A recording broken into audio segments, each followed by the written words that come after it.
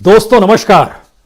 दोस्तों 7.5 घंटे की मैराथन बैठक और इस मैराथन बैठक के बीच में जब भोजन का वक्त आया तो किसानों ने कहा सरकार का भोजन हम ग्रहण नहीं करेंगे।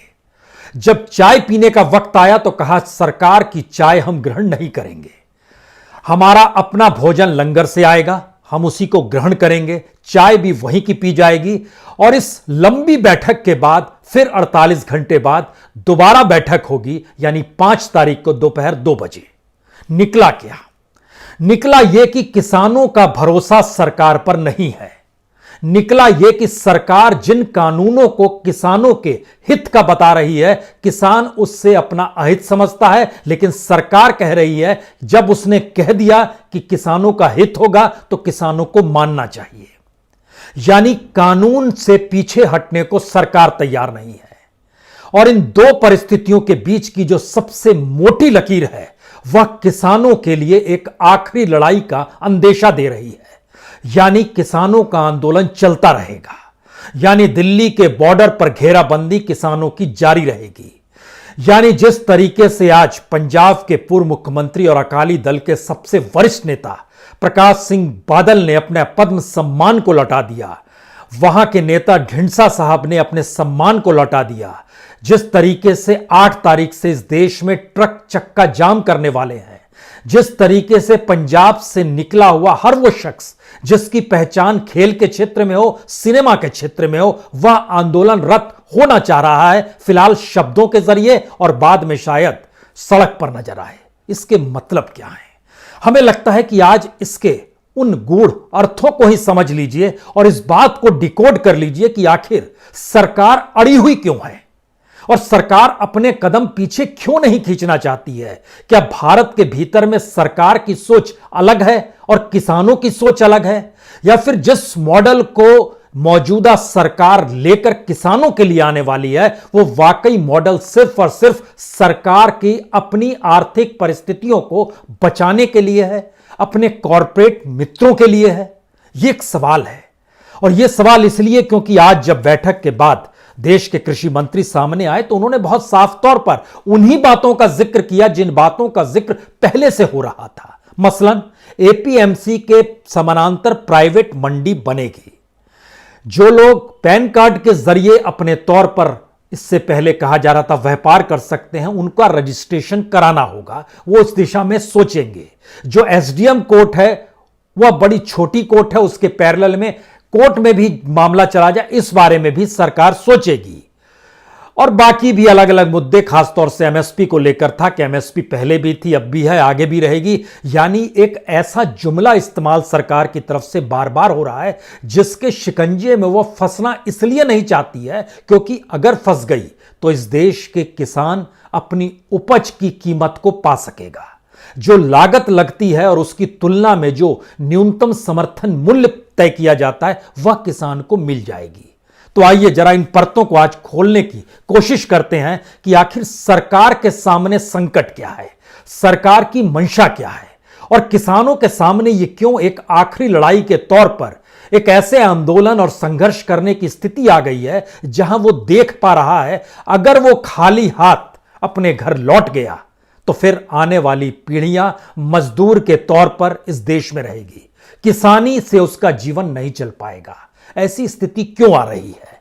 और उसकी सबसे बड़ी वजह यह है कि हमको इस बात को समझना होगा कि किसानी जीडीपी में वो योगदान चाहे उसका 14% का हो, लेकिन किसानी एक ऐसे प्रोडक्ट के तौर पर इस देश में है जो बड़ी कंपनी इसमें जुड़ गई या जिसने अपनी मोनोपोली बना ली, उसकी अपनी कंपनी के नेटवर्थ से ज्यादा बड़ा बिजनेस एक झटके में इस किसानी के प्रोडक्ट से मिल जाएगी। कौन नहीं चाहेगा इस प्रोडक्ट पर कब्जा करना? अंतर्राष्ट्रीय बाजार में भारत जो एक्सपोर्ट करता है कृषि से जुड़े प्रोडक्ट्स को, वह 6ठे नंबर पर आता है। अंतर्राष्ट्रीय बाजार के भीतर का सच यह है कि दुनिया की बड़ी बड़ी कंपनियां भारत के भीतर में एग्रीकल्चर के प्रोडक्ट को लाना चाहती है क्योंकि यहां पर सरकार ने जिस तरीके से एग्रीकल्चर को डेवलप किया है उसमें डीजल अगर महंगा है तो खेती महंगी होगी, उसमें अगर बीज अच्छा नहीं मिल पाता है तो किसानों की मुश्किल होगी, सिंचाई व्यवस्था अगर नहीं बन पाई है तो खेती और ज्यादा महंगी होगी। अगर किसान के खेत से ट्रैक्टर चलकर मंडी तक पहुंचता है और उस पर भी अगर टैक्स लगाने की स्थिति आ जाती है तो फिर किसानी महंगी होगी। अगर किसी भी सामान को खरीदने में जीएसटी देना पड़ता हो, चाहे वो ट्रैक्टर का चक्का हो, चाहे हल में लगा हुआ लोहा हो, उसमें भी जीएसटी देना पड़ता हो, तो फिर किसानी महंगी होगी। और अंतर्राष्ट्रीय बाजार भारत में लगातार अपने माल को डालने की परिस्थिति में आते चला जा रहा है, बढ़ते चला जा रहा है। लेकिन फिर वो कौन सी स्थिति है जिसमें भारत सरकार पहली बार अपने उन्हीं कानूनों पर टिकी हुई है जो कानून जिस समुदाय पर वो लागू करना चाहती है वो कह रहा है हमारे लिए अहित की स्थिति आ जाएगी। तो जरा इसे समझने की समझिए कि भारत में रिटेल सेक्टर में तकरीबन 12,000 अरब का बिजनेस है। ये इस पे कौन कब्जा करेगा? भारत के भीतर में गोडाउन्स में माल जमा करना, यह शायद एक इतना बड़ा बिजनेस है जिसके जरिए उस प्रोडक्ट की कीमत बाजार में तय होगी, उसकी अपने तौर पर निर्णय करने की स्थिति में कौन आएगा? परतों को खोलते हैं और जरा समझने की कोशिश करते हैं कि रिटेल सेक्टर के भीतर में यानी खुदरा व्यापार और एपीएमसी के पैरेलल में जब सरकार कह रही है कि प्राइवेट मंडी भी बन जाएगी, इस देश के भीतर में मंडी के भीतर आड़ती जब है तो आड़ती के पास कोई बड़ी पूंजी होती नहीं है।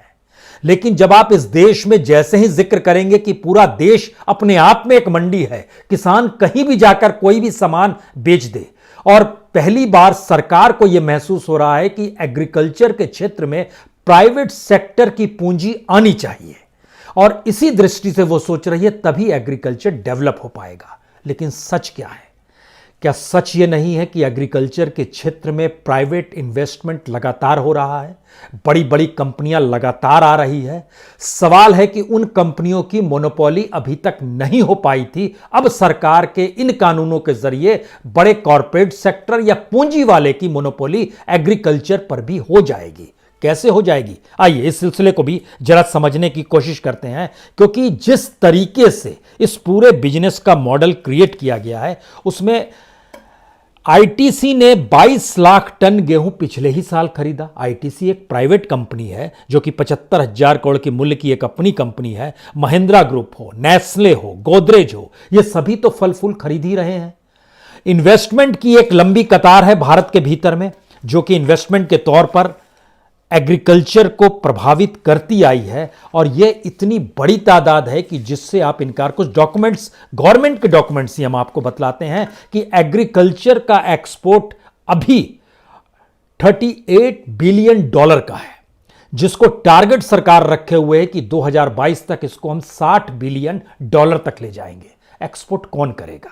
जिसके पास प्रोडक्ट होगा। प्रोडक्ट किसके पास होगा?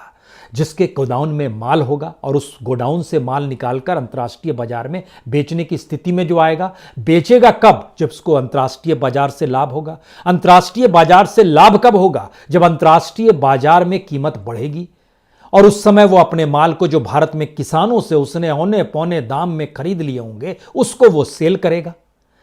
तो इस कानून से सरकार पीछे कैसे आएगी? क्योंकि डाटा बहुत साफ तौर पर बतलाता है कि इस देश के भीतर में जब आज की स्थिति में हम आते हैं, जो ग्रॉस वैल्यू एडेड है एग्रीकल्चर प्रोडक्ट को लेकर, वो लगभग 19.5 लाख करोड़ का है।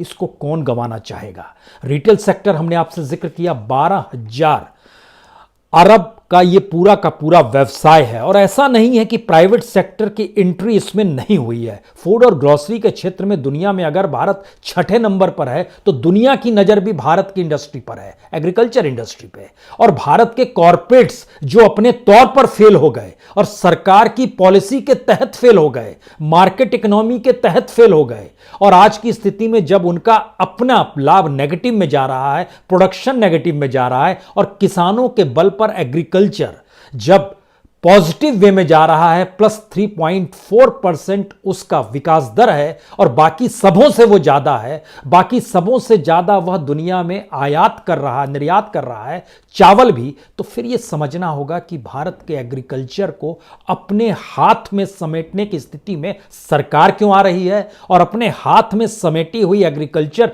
इंडस्ट्री का सौदा कॉरपोरेट के साथ क्यों करना चाहती है। मार्च 2020 में एक प्राइवेट कंपनी है फैक्ट करके, जो कि फर्टिलाइजर से जुड़ी हुई है, उसने तकरीबन 10 लाख प्रोडक्शन किया है, 1 मिलियन प्रोडक्शन उसका फर्टिलाइजर को लेकर है। नेस्ले जो है इसने इन्वेस्टमेंट तकरीबन 700 करोड़ रुपए का किया है, गुजरात में एक फैक्ट्री लगाई है। क्यों लगाई है? एग्रीकल्चर इंडस्ट्री से जुड़कर। नवंबर 2019 में हल्दीराम ने भी अमेजन के साथ एक समझौता किया है। नवंबर 2019 में कोका कोला की कंपनी जो है उसने रानी फ्लोट के नाम से एक फ्रूट जूस लेकर आई है जो इथेनॉल प्रोडक्शन इस दौर में, उसके इन्वेस्टमेंट पे प्राइवेट सेक्टर ने लगभग 8,500 करोड़ का इन्वेस्टमेंट किया। यह इन्वेस्टमेंट क्यों हो रहा है? और किसान जिस कर्ज में डूबा हुआ है, किसान की जो अपनी लागत लगती है उसकी भी कीमत अगर नहीं मिल पा रही और उसकी कीमत को निर्धारित करने के लिए वो अगर एमएसपी का जिक्र कर रहा है कि इस पे कम से कम ले लीजिए, तो हमें लगता है इस बात पे आज गौर करने की जरूरत है, सरकार क्यों किसानों से समूचे हक अपने हाथ में लेना चाहती है। अब इसकी दूसरी परिस्थिति में आइए कि जिस तरीके से सरकार ऑपरेशन चला रही है एग्रीकल्चर को लेकर और कानून को लेकर आई है, उसके पीछे का सच शायद गोडाउन भी है। हमको लगता है अडानी के गोडाउन्स का जिक्र कर लेना चाहिए क्योंकि रिटेल सेक्टर में अंबानीज आएंगे और उन्होंने बड़ा समझौता कर भी लिया है, अमेजन के साथ किया है, गूगल के साथ किया है। एक बड़ा समझौता उनका अपना हो रहा है जिसमें वो रिटेल सेक्टर में बड़ी तेजी से अब एंट्री होगी, वहां पर कब्जा होगा। गोडाउन्स पे किसका कब्जा होगा? जो एफसीआई का खरीदा हुआ माल होता है, एफसीआई के खरीदे हुए माल को भी अडानी के गोडाउन में रखने की स्थिति में मौजूदा वक्त में आ चुकी है स्थिति। यह कोई छुपा हुआ नहीं है। मध्य प्रदेश सरकार जो भी एफसीआई के जरिए अनाज खरीदती है वो पूरा का पूरा अनाज अडानी के गोडाउन में रहता है और अडानी के गोडाउन की सिर्फ मध्य प्रदेश की जो कैपेसिटी है वो 3 लाख मीट्रिक टन की है। उसके अलावे आइए कि कहां कहां उनके गोडाउन्स काम कर रहे हैं। पंजाब, हरियाणा, तमिलनाडु, कर्नाटक, महाराष्ट्र, पश्चिम बंगाल, 5,75,000 मीट्रिक टन जो है उनके गोडाउन्स में अनाज रखा जाता है और बड़ी आधुनिकतम तरीके से उनके गोडाउन्स काम कर रहे हैं। बिहार, यूपी, पंजाब, हरियाणा, महाराष्ट्र, गुजरात, इन जगहों पर गोडाउन्स निर्मित किए जा रहे हैं, जमीन ले ली गई है और इसमें तकरीबन 4 लाख मीट्रिक टन अनाज रखने की व्यवस्था है। तो ये पहले 2 कानून को आप समझ गए होंगे। इसका मतलब बहुत साफ है कि एमएसपी देने की स्थिति में सरकार इसलिए नहीं है क्योंकि एमएसपी पे अगर अनाज की खरीद वो करेगी तो फिर तो अनाज वही खरीद रही है और उसको सब्सिडाइज रेट पे पीडीएस में देना है।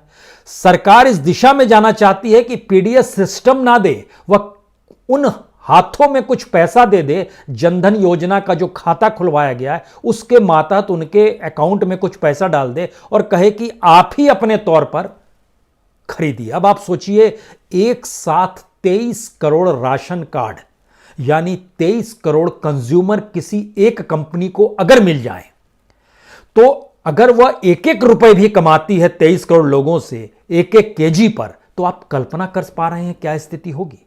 क्योंकि आज की तारीख में गेहूं जो है 2 रुपए मिलता है, चावल जो है 3 रुपए। पीडीएस सिस्टम का हम जिक्र करें, वह भी सिस्टम धीरे धीरे शिफ्ट हो जाएगा। सरकार के जहन में यह बात क्यों आ रही है? सरकार की सोच बड़ी आधुनिकतम है। सरकार सोच रही है कि जैसे शेयर मार्केट कंप्यूटर पे चलने लगा ना, पहले शेयर बाजार भी बोली लगाई जाती थी और आज की तारीख में भी मंडियों में बोली लगती है। जो आड़ती बोली लगाते हैं, किसान का माल ट्रैक्टर और ट्रक पर लदकर पहुंचता है, उस बोली के हिसाब से दे दिया जाता है। सरकार चाहती है सारी चीजें कंप्यूटराइज हो जाएं और कंप्यूटराइज होने पे जिसकी मोनोपोली उसी की रहेगी जिसके पास पूंजी होगी।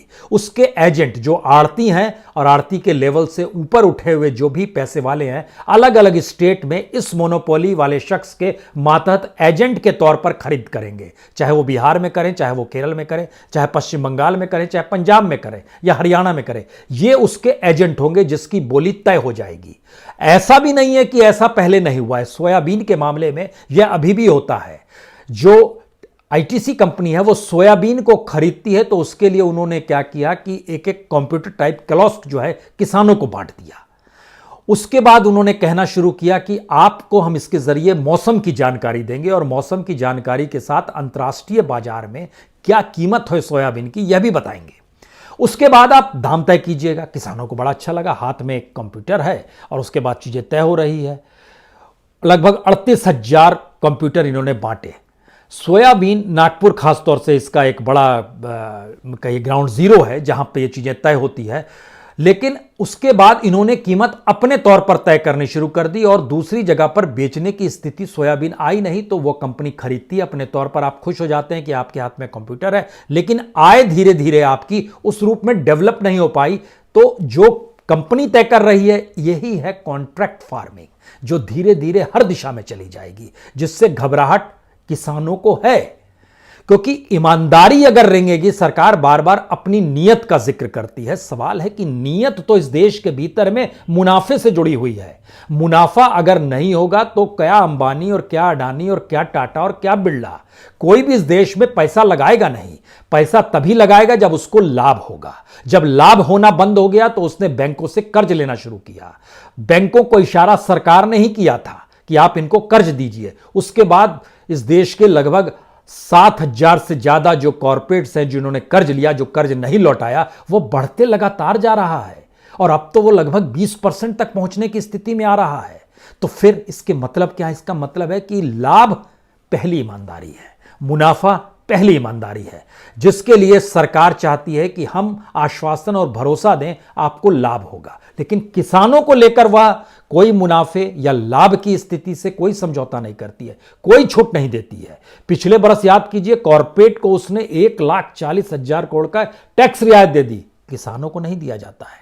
तो किसान के पास जो एग्रीकल्चर है वह अपने आप में, अगर उसको सबको मिला दीजिएगा, आप अगर राज्यवार बांटिएगा तो स्थिति नाजुक हो जाएगी, लेकिन अगर सबको मिला दीजिएगा तो यह इतना बड़ा प्रोडक्ट है जिसपे दुनिया का कोई भी व्यक्ति चाहेगा कि उसका कब्जा हो जाए, क्योंकि इससे पूंजी की उगाही बड़ी सीधी होगी। लोगों को अनाज चाहिए। इस दौर में जब लॉकडाउन की स्थिति में थे, सबसे ज्यादा फूड एंड ग्रोसरी ही तो था जिसकी बिक्री सबसे ज्यादा हुई, बाकी चीजों की तो बिक्री हुई नहीं, और दुनिया भर में हुई। और दुनिया भर में भारत ने इस वक्त इसलिए चावल सबसे ज्यादा निर्यात किया है क्योंकि जो स्थिति वियतनाम की हो गई है, जो स्थिति म्यांमार की है, जो स्थिति थाईलैंड की है, वो लोग नहीं कर पा रहे। कहीं सूखा पड़ा है, कहीं आंदोलन हो रहा है, लेकिन भारत के किसानों ने जो उपजाया उसको कीमत में बेच दिया गया। लेकिन हमको लगता है यहाँ एक स्थिति आपको और समझनी चाहिए, ये बड़ा महत्वपूर्ण डाटा है, क्योंकि भारत ने इससे पहली बार चीन ने भी चावल खरीदा है। चीन के जरिए जो उसका जो ऑफिशियल डॉक्यूमेंट है, ये बड़ा इंपॉर्टेंट इसलिए है, हमको लगता है ये आपको इसलिए जानना चाहिए क्योंकि जो हम लोग धान खरीदते हैं 1,868 रुपये में, उस धान की स्थिति से भी सस्ते में चीन को बेचा गया है। 22 रुपये किलो चावल, जी 22 रुपये किलो चावल चीन ने भारत से खरीदा है।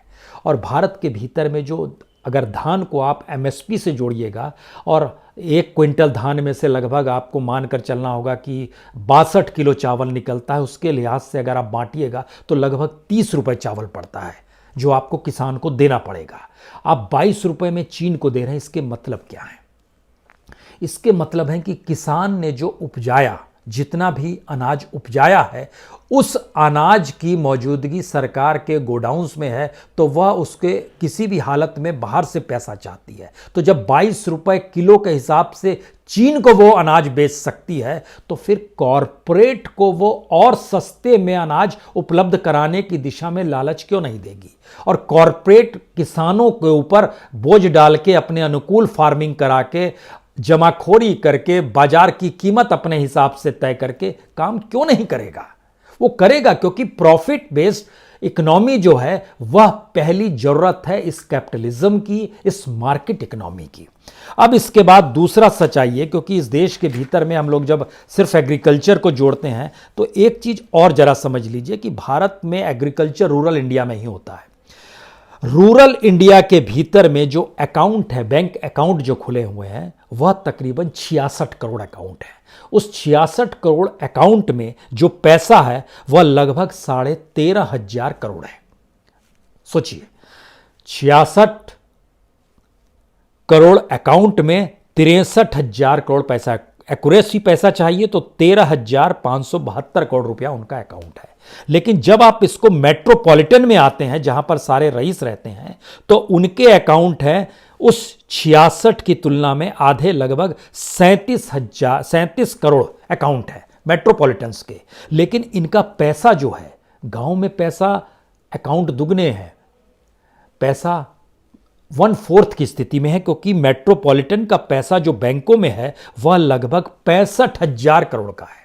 आप इसको इस रूप में भी समझिए कि रूरल इंडिया के लोगों का अकाउंट लगभग 66 करोड़ रुपया। उसके बाद आप अर्बन में आइए, अर्बन में लगभग 33 करोड़ अकाउंट। उसके बाद आप आइए सेमी अर्बन में, उसमें लगभग 58 करोड़ अकाउंट। तीनों अकाउंट को जब आप मिला दीजिएगा अपने तौर पर, इन तीनों के अकाउंट को मिलाने के बाद आपको जानकर हैरत होगी ये तकरीबन 65,229 करोड़ से कई गुना ज्यादा बन जाता है। ये लगभग 160 करोड़ बन जाता है। 160 करोड़ अकाउंट इस देश के भीतर में मेट्रोपॉलिटन शहर को छोड़कर है, ठीक है। और यहां पर जो इनका पैसा जमा है वो सारा पैसा रूरल इंडिया, सेमी अर्बन और अर्बन तीनों को मिला दीजिएगा तो ये 60,000 करोड़ पैसा इनका बैंकों में जमा है। लेकिन मेट्रोपॉलिटन में रहने वाले लोगों का 65,000 करोड़ जमा है। इसी 65,000 करोड़ में से मेट्रोपॉलिटन में रहने वाले तमाम इंडस्ट्रियलिस्ट हैं, तमाम कॉरपोरेट के लोग हैं। वो अगर इतनी असमानता इस देश के भीतर में, तो जो पूंजी जिसके पास होगी उसी की मंडी होगी। आड़ती कह लीजिए, बिजनेसमैन कह लीजिए, छोटे व्यापारी कह लीजिए, बड़े व्यापारी कह लीजिए, सभी एजेंट के तौर पर उसी के लिए माल खरीदेंगे।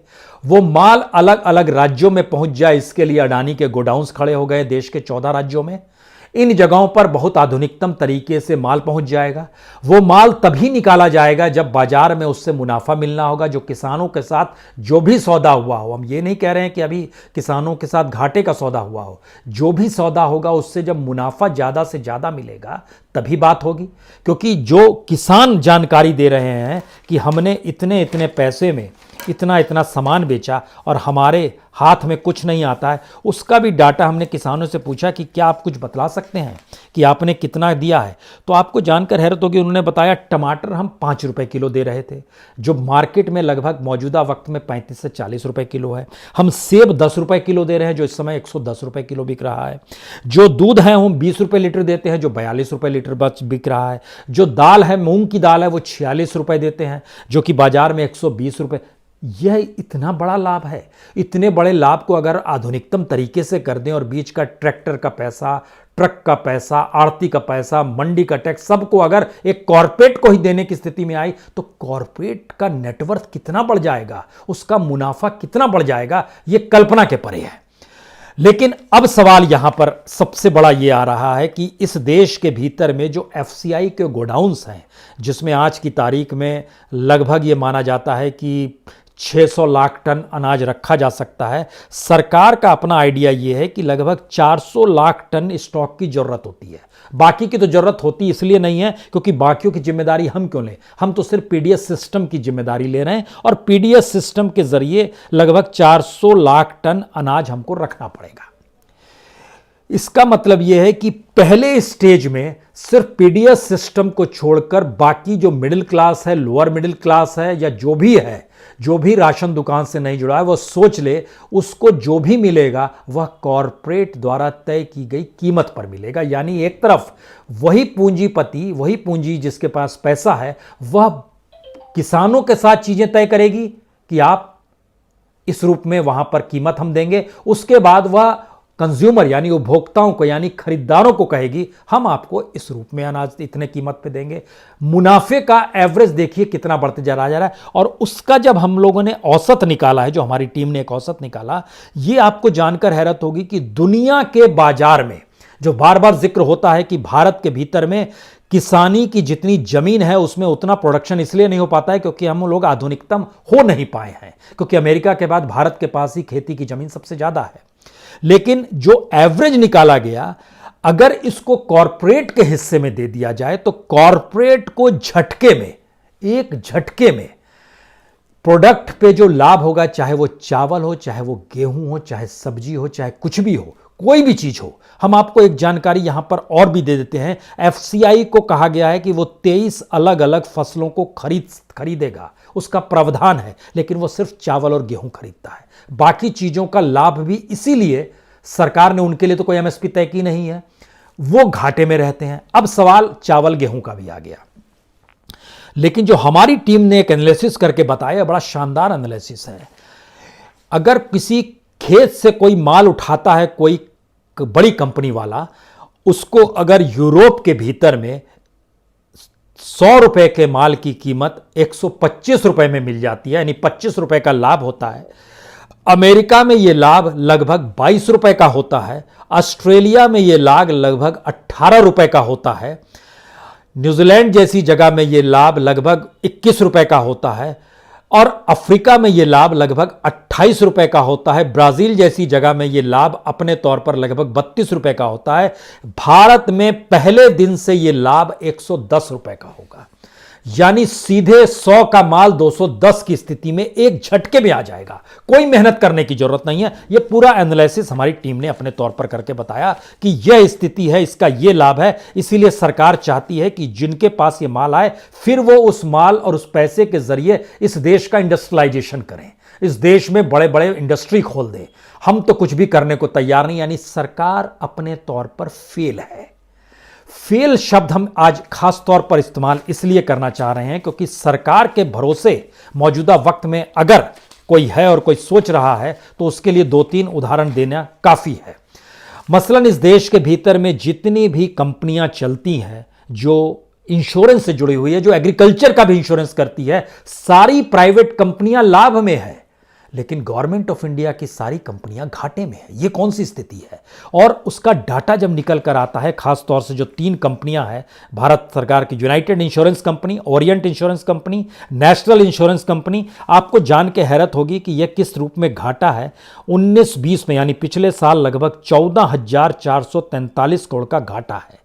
2016-17 में प्रॉफिट जो था इन 3 कंपनियों का 6,909 करोड़ का था, जो कि 2018-19 में एक साल के बाद प्रॉफिट घट के आ गया 688 करोड़, यानी 6,300 करोड़ रुपए प्रॉफिट कम हो गया। क्यों हो गया, कैसे हो गया और प्राइवेट को लाभ क्यों हो जाता है? यह पहला हिस्सा है। दूसरी स्थिति, जो शेयर बाजार भी चलता है ना, उसमें जो सार्वजनिक उपक्रम है, पीएसयूज है, जो सरकार की चलाने की जिम्मेदारी है, अगर सरकार की उस फिलॉसफी के आगे भी आ जाएं कि अब आने वाले वक्त में एग्रीकल्चर का हम कंप्यूटराइजेशन कर देंगे, मंडी जाने की जरूरत नहीं पड़ेगी, उसमें सरकार जिसे डुबोना चाहती है और जिसे लाभ देना चाहती है कैसे तय करती है, यह भी देख लीजिए। बीएसई के भीतर में जो मार्च की तारीख थी और आज नवंबर की तारीख में लाइए, क्योंकि अब तो दिसंबर का महीना शुरू हो गया, लेकिन इस लॉकडाउन की परिस्थिति में जो पब्लिक सेक्टर के जो ऑर्गेनाइजेशंस थे उनका जो बीएसई इंडेक्स था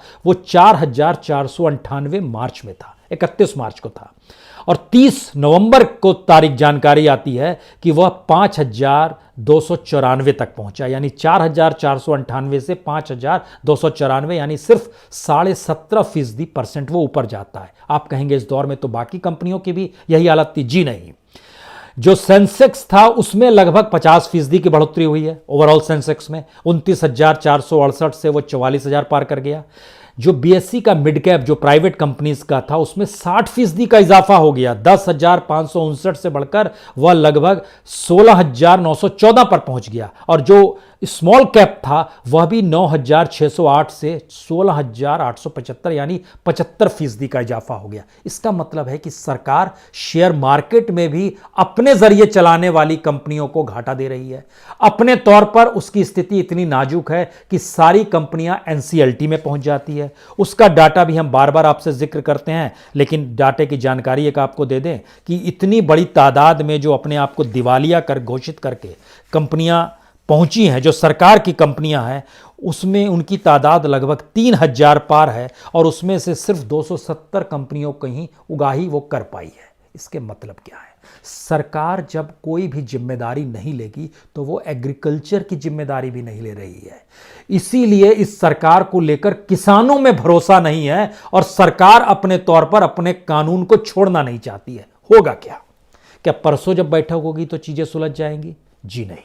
आंदोलन क्या और तेज होगा, आंदोलन के साथ और लोग जुड़ते चले जाएंगे, स्थितियां नाजुक होगी। हमें लगता है कि स्थिति जिस दिशा में धीरे धीरे बढ़ रही है और सरकार की अपनी ऐंठन या अपनी ताकत उसकी उसी पूंजी में है जिस पूंजी के लिए वो कानून लेकर आई है, तो वह पीछे कैसे हटेगी? रास्ता क्या है, यह सोचना इस देश के किसानों का है, इस देश के युवाओं को है, और सही मायने में इस देश के नागरिकों को भी सोचना है। बहुत बहुत शुक्रिया, बहुत बहुत शुक्रिया। सनराइज समाचार को सब्सक्राइब करें और बेल आइकन को ऑल पे सेट करें ताकि आप हमारी आने वाली वीडियो का नोटिफिकेशन सबसे पहले पा सकें।